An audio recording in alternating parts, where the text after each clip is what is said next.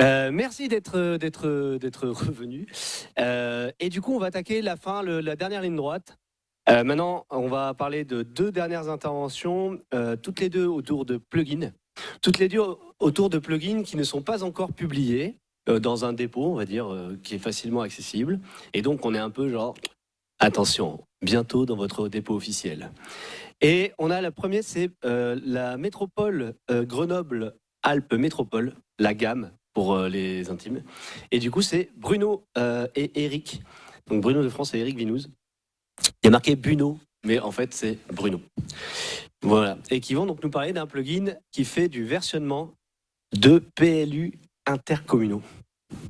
C'est ça le I ou c'était... C'est ça le I. Ah, ok, bon, Ouais. ça, je me suis pas trompé. Et bien, très bien. Qui a déjà travaillé avec les PLUI ici? Qui aime ça? Ouais, toi j'étais sûr. Ouais, Loïc, bon. Merci. Bonjour à tous. Vous l'avez trouvé ou... Non. Ah non, pardon. Des fois, je fais pas tout à fait.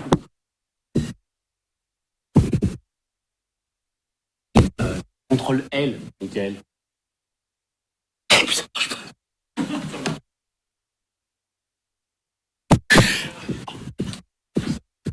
Attends, non. Hein? Mais la pression. Faites attention. Donc, à nouveau, bonjour à tous. Donc, on va vous présenter là une idée qui nous est venue lors de l'élaboration du PLUI de la métropole de Grenoble. Depuis 2016, on travaille dessus. Et donc, jusque-là, c'était un projet QGIS avec des actions, des choses comme ça. Et on va vous présenter le contexte. Donc on va faire deux voix, on va essayer d'alterner pour mettre un peu de dynamique. On va parler QGIS, on va parler beaucoup de doc d'urbanisme surtout. On va essayer d'y aller simplement quand même. Ce qu'il faut retenir par rapport à cet historique déjà, c'est qu'il y a eu quand même des évolutions juridiques qui sont opérées au fil des dernières années. On va parler déjà à Inspire, puisqu'il y a eu déjà l'obligation avec cette directive de mettre à disposition des informations géolocalisées, dont l'urbanisme. Et puis après, plus récemment, les choses sont un petit peu accélérées sur cette thématique-là, avec les documents d'urbanisme qui doivent être accessibles sur Internet dès 2016. Un format CNIJ, donc le premier terme quand même qui est important à retenir, et on y reviendra sûrement à plusieurs reprises. En 2020, il y avait eu déjà un peu une tentative pour mettre un peu plus en avant, notamment le GPU, donc le géoportail de l'urbanisme, sur la question des documents exécutoires, et puis ça avait été un peu suspendu. Et puis depuis 2023, les documents d'urbanisme déposés qui sont sur le GPU deviennent exécutoires. Attends juste 2 secondes. Et puis, il y a quand même quelque chose qu'il faut retenir, c'est que, pour le contexte plus local, en Isère, on avait déjà, dès 2010, avec Covadis, on avait pas mal travaillé dessus. On a pris du retard et puis, en fait, on s'est relancé, notamment avec le PLUI. Et donc, on a eu la chance d'avoir tous nos PLU au format CNIJ. Et donc, nous, ce qu'il fallait qu'on fasse, c'était qu'on les assemble en quelque sorte pour les mettre... Donc, un gros travail à faire. Et le chef Bruno Magnier, le chef du PLUI, est venu me voir et m'a dit, en fait, il faut vraiment qu'on trace tout ce qu'on propose aux communes ou en réunion, etc., que toutes les versions soient bien identifiées, tout le travail qui a été fait par étape pour voir l'avancement complet du PLUI. Donc c'est une construction complexe. On va essayer d'y aller assez rapide. À savoir, pour préciser, c'était le cahier des charges, en gros. C'était juste une phrase. Allez-y. Donc moi je suis arrivé un peu à ce moment-là. Pour précision, moi je travaille pour la métropole, mais je suis à l'agence d'urbanisme de Grenoble. Donc on est parti sur cette idée-là avec l'outil collaboratif. Donc avant tout, de parler un peu de traçabilité avec le fait de suivre les versions du PLUI. On se base donc sur la solution QGIS avec base de données PostgreSQL. Et puis surtout le fameux standard CNIGE, qui est un peu notre ligne directrice d'un point de vue métier, pour s'appuyer sur ce standard et avoir un cadre légal. Donc sur les enjeux, on est vraiment sur la question des versions qui permettent aussi d'être aussi un support pour des décisions, de pouvoir aussi échanger entre les techniciens, les élus au cours de la procédure d'élaboration. Et puis aussi se dire que ces versions-là vont pouvoir être travaillées dans un cadre de projet. Et du coup, on va être en capacité de suivre à l'historique, voire de revenir en arrière si jamais il y a des décisions qui sont remises en cause. Donc, depuis 2016 à peu près, on est, Eric et moi-même, on a développé, avec beaucoup d'intelligence en base, en fait, on cherchait vraiment plus côté trigger, des choses comme ça, de contrôle.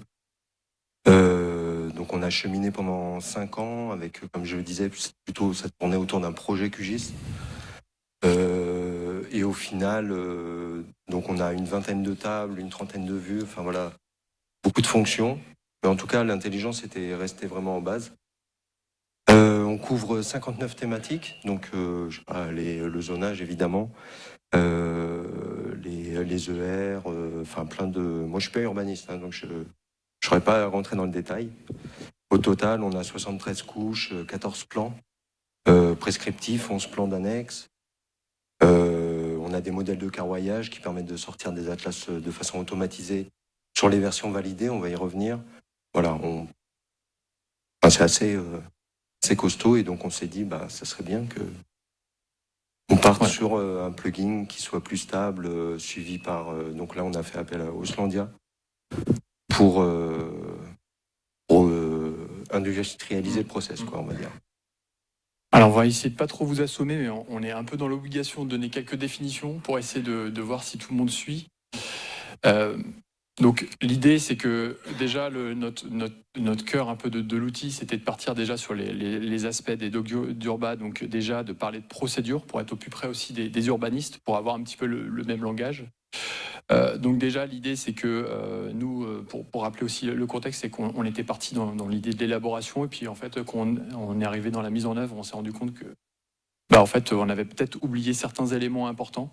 Donc on a essayé de remettre un contexte précis sur la question des définitions, sur les procédures, le fait de aussi pouvoir phaser ces procédures, c'est aussi important, parce qu'on s'est aperçu que quand il y a eu, par exemple, l'arrêt d'une procédure, à ce moment-là, il faut pouvoir figer un peu tout le travail pour pouvoir sortir les plans, et ensuite, on va dire, collecter les informations pour, on va dire, modifier un certain nombre de choses quand il y a l'enquête publique. Cette procédure-là, elle est découpée en thématiques. Grosso modo, une thématique, en fait, c'est quoi ? C'est, on va dire, une couche sur un plan, on va dire. Donc, un PAPA, une OAP, un ER, etc.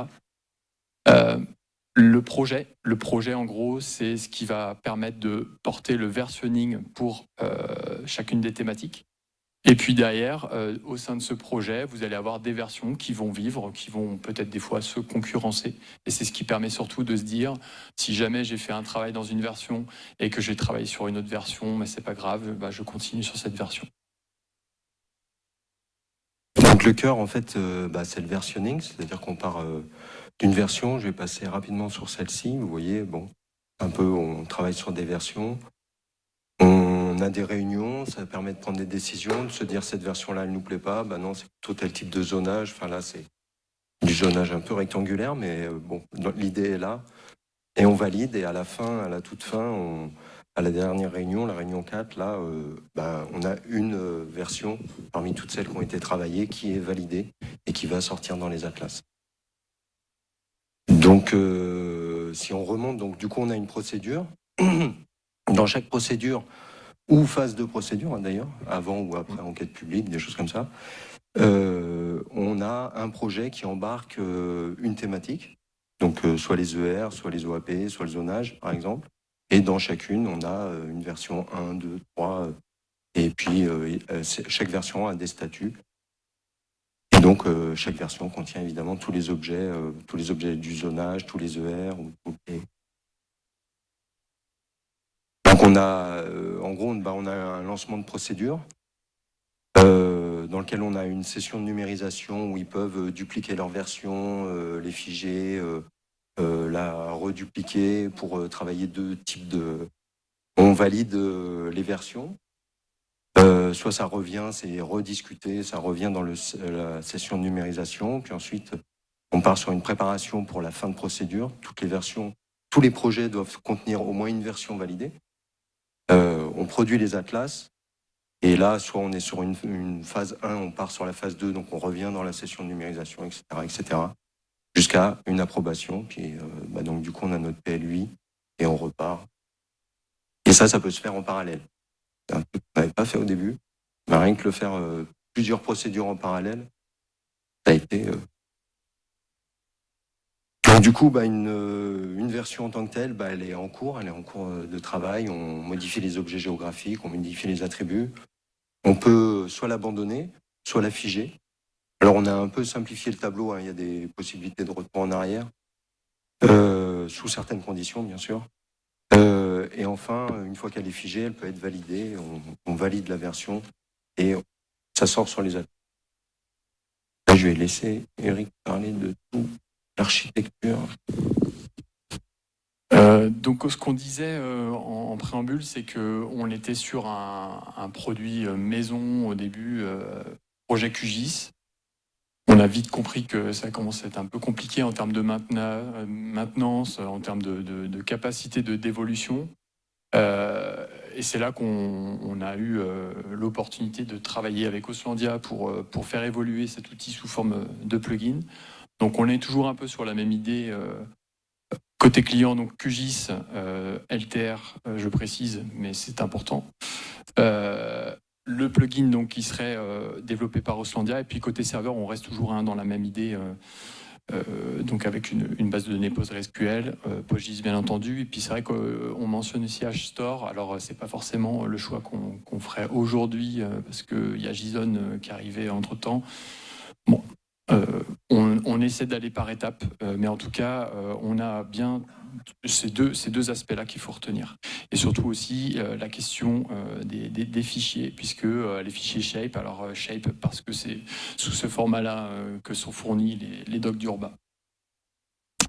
Alors après, l'idée, c'est pas d'entrer dans les détails de ce modèle conceptuel de données. D'ailleurs, c'est juste une petite parenthèse, mais au-delà même du fait qu'on change de braquet en passant à du plugin, ce qu'il faut se dire aussi, c'est que nous-mêmes, on est un peu des fois un peu la découverte de nouveautés sur le fonctionnement du PLUI et qu'il y avait des choses qu'on n'avait pas intégrées. Donc à chaud, on est un peu dans l'obligation de faire évoluer le MCD, ce qui rend les choses un peu compliquées pour nous, mais aussi pour le prestataire. Là.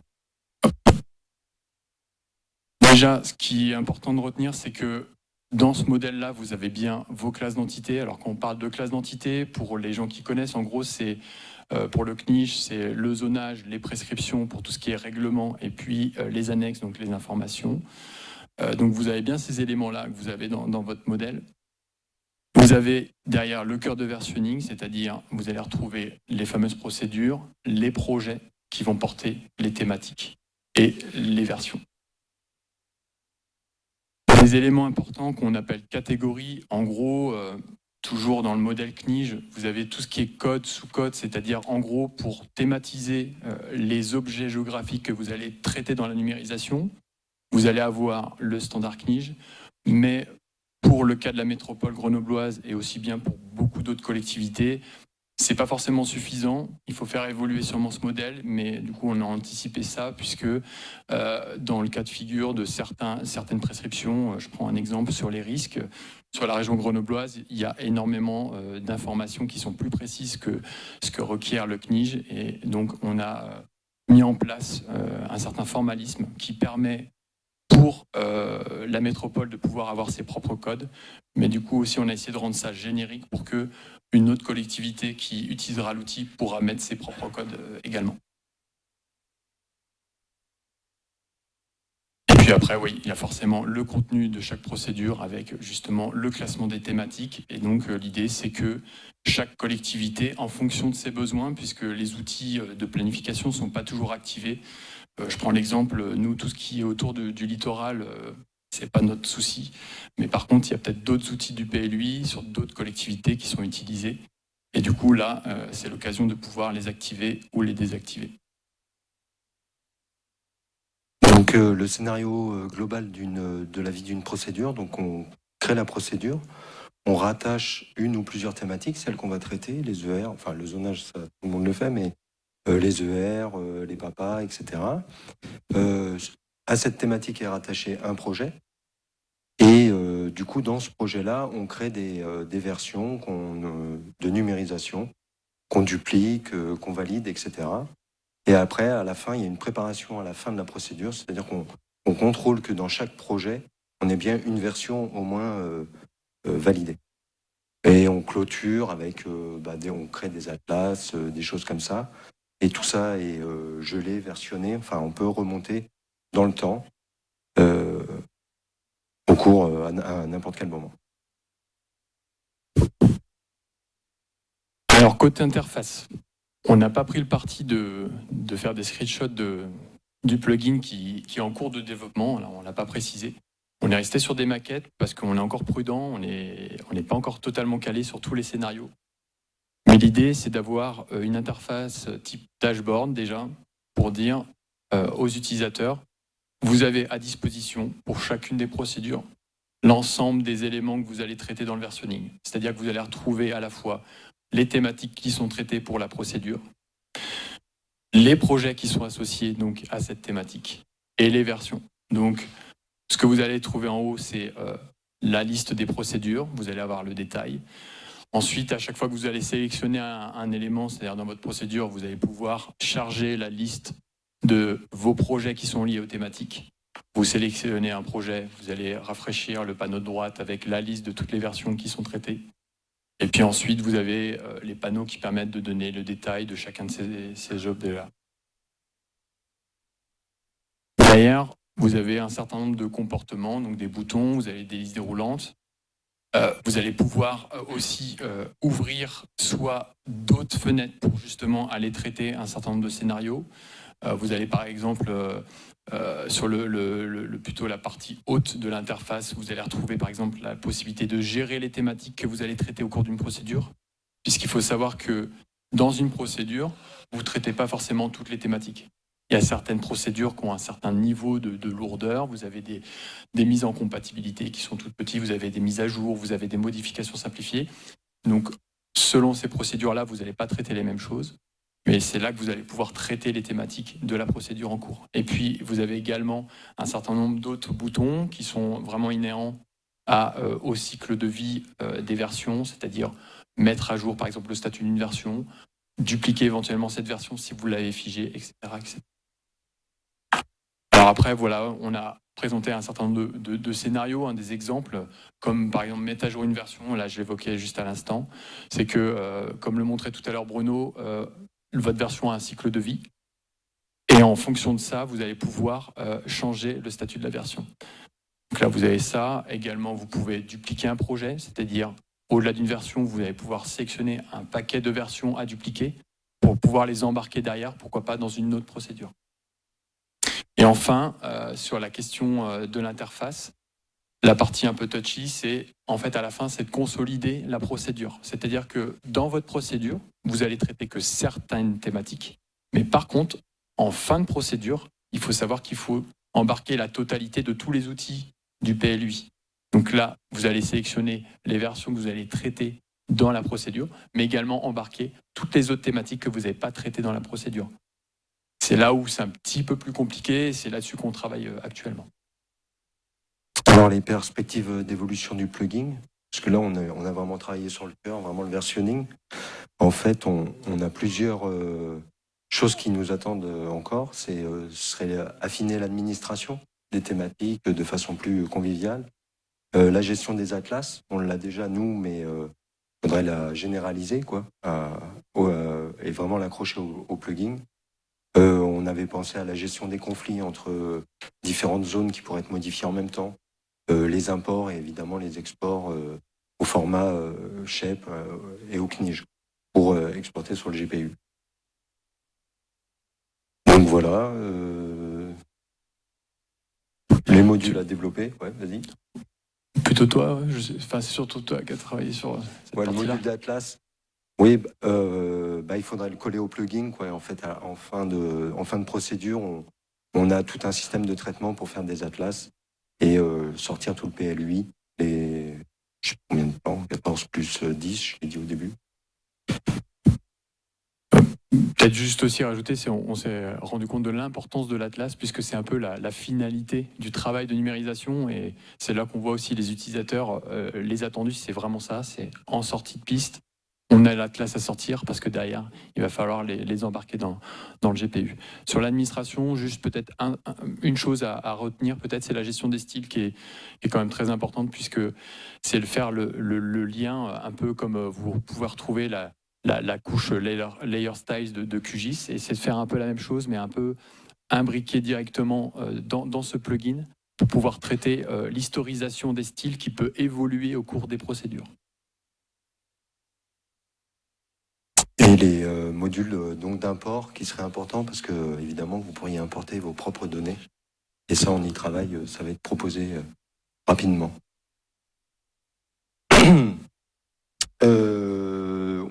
Mais je vais passer dessus. En fait, on a travaillé avec d'autres services. Le PLUI, ça a réveillé plein de services qui venaient s'imprégner s'imbriquer dans le versionning du PLUI. Voilà, je passe. Je crois qu'on n'a plus trop de temps. Voilà, on espère avoir une première livraison là d'ici peu.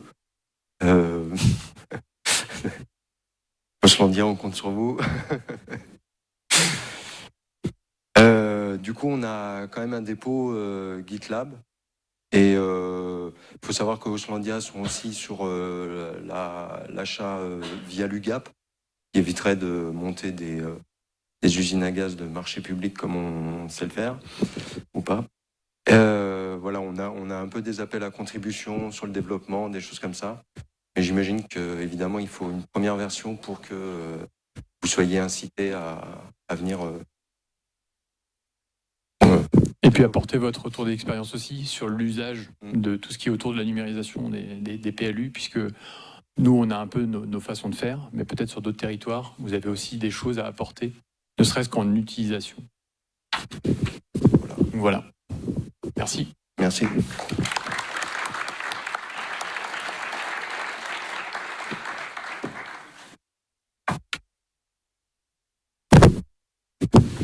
J'essaie de montrer que je peux être très formel.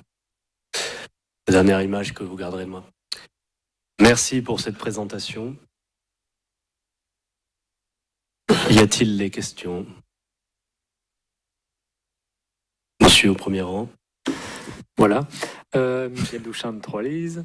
Je me demande, c'est basé, j'imagine, sur l'outil versionning qui avait été créé par Oslandia ou pas du tout? Non, parce qu'on a changé de version. On l'utilise plus.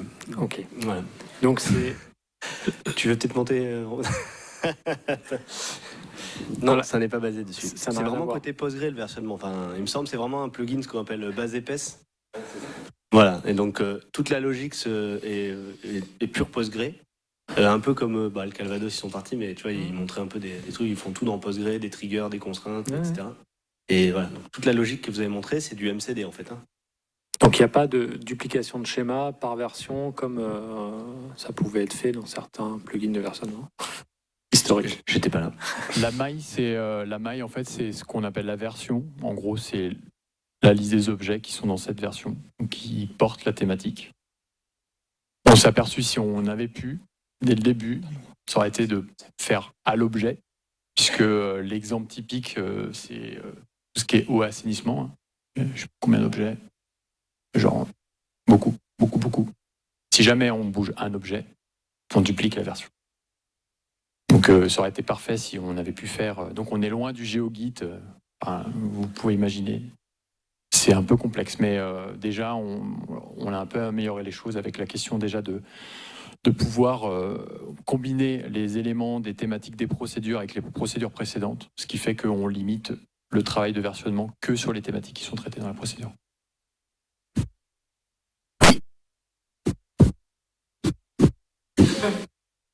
Ok. Enfin, en tout cas, vous et moi, on est nuls au ni oui ni non. Hein. On se note de pas de jouer à ça. D'accord. D'autres questions?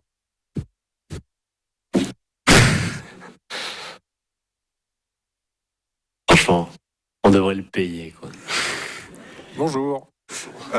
Moi, je suis super intéressé parce que, en fait, je gère aujourd'hui 120 PLU, enfin 120 documents d'urbanisme. Donc, c'est pour ça que j'adore les PLUI, c'est qu'un PLUI, bah, ça fait un seul document, hein, plutôt que de 120. Et, Il n'y a pas moins de problèmes, en fait. Ah, il n'y a pas moins de problèmes, mais c'est juste que j'ai moins de lignes. Enfin, je trouve ça, voilà.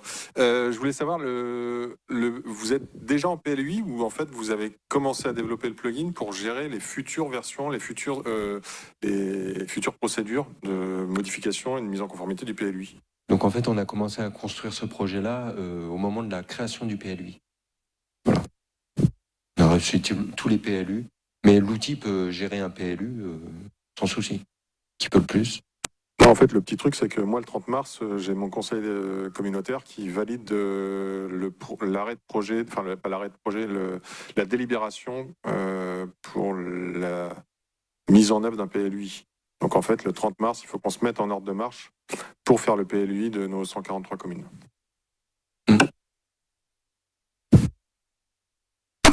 T'es large. On est large. Est-ce qu'il y a d'autres questions? Il y a des gens qui veulent faire des fausses questions aussi. Oui. Oui, bonjour, Solène Thierry de Loire-Forêt Agglomération. J'avais une question au niveau de vos PLUI. Votre PLUI est bien calé sur le cadastre. Ok, meilleure blague de la journée, je vote. J'aime poser les questions. Oui, pardon, Du coup, ma question, c'est la gestion du PLUI aux limites communales. Puisque je ne sais pas si vous avez comment est votre cadastre par chez vous, mais généralement, c'est soit superposé, soit il y a des trous. Pour présenter aux élus, généralement, il faut... ça c'est à Loire-Forêt, il faut fusionner en fait, il faut que les limites se touchent sans se chevaucher, etc.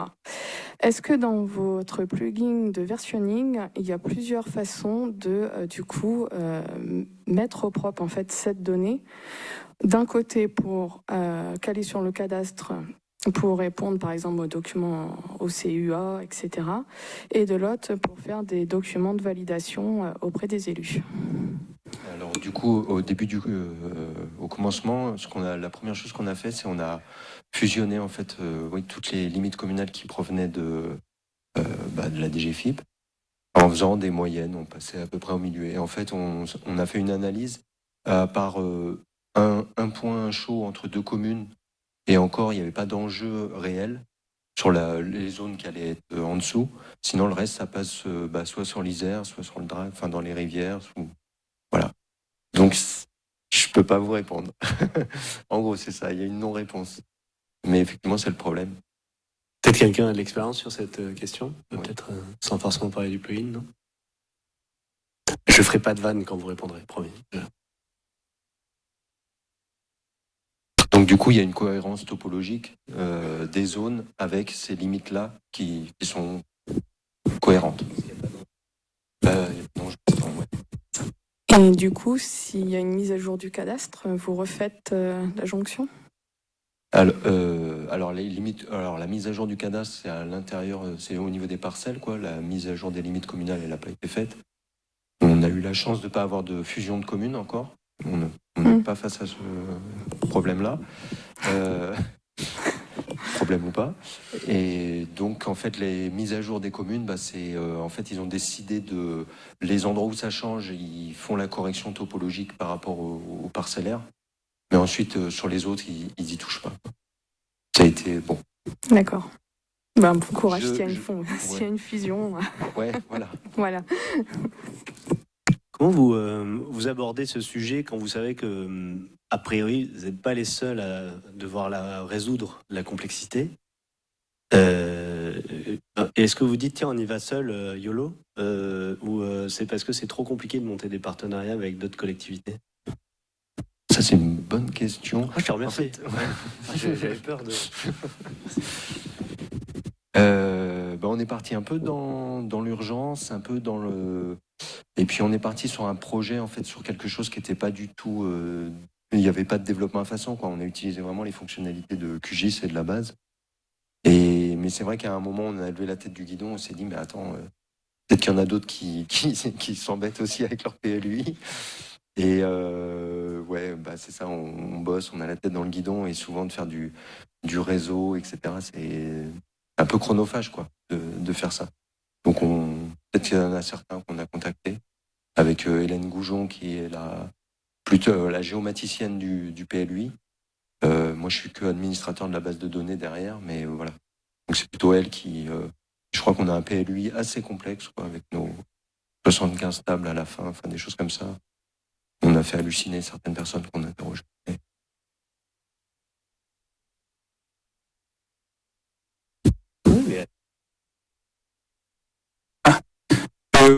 Bonjour, Noureddin Eder, agence d'urbanisme catalane, Perpignan. Donc, j'ai la question, vu la complexité de cet outil de versionning, est-ce que vraiment ça vaut le coup d'utiliser souvent le versionning? Parce que des fois, il y a des il y a des communes qui nous demandent de faire un PLUI simple et du coup leur transférer le résultat.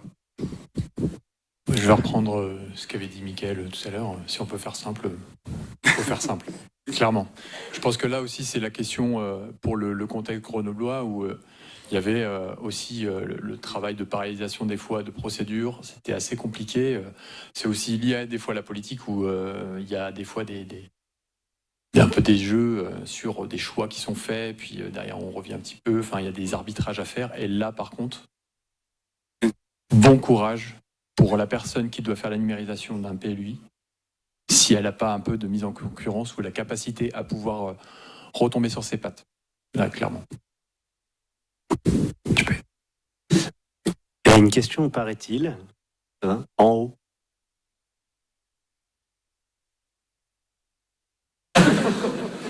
Très bien joué, la culpabilité. Super. D'accord, ça y est, le temps que je... Soleil, une écharpe jaune. Très bien. Je crois qu'on est... Donc on va penser sur la présentation. En fait, c'est pas clair dans mon esprit. Quelle est la différence entre une ligne dans la table DocUrba du CNIJ, une ligne de projet, là, de règlement, et une version de PLUI? En fait, pourquoi est-ce que vous avez eu besoin de plus de précision? À quel moment vous vous êtes rendu compte que vous aviez besoin de plus que cette table-là qui liste mon projet d'élaboration, etc., etc., etc. En fait, je suis parti précisément de cette idée-là. J'avais bien vu que ça versionnait, mais les PLUI approuvés, enfin, opposables. Puis ensuite, ça vient remplacer l'autre et ça s'additionne là-dedans. En fait, je suis parti de ce principe-là pour me dire, à l'intérieur d'une procédure, quand on construit le PLUI, j'ai détourné l'idée qu'il y avait. L'idée, elle vient de là. Hein. Tout simplement, on a détourné au tout début l'idée DocUrba en version. Bon, ça nous a donné du fil à retordre après, mais l'idée, c'était ça, quoi. C'était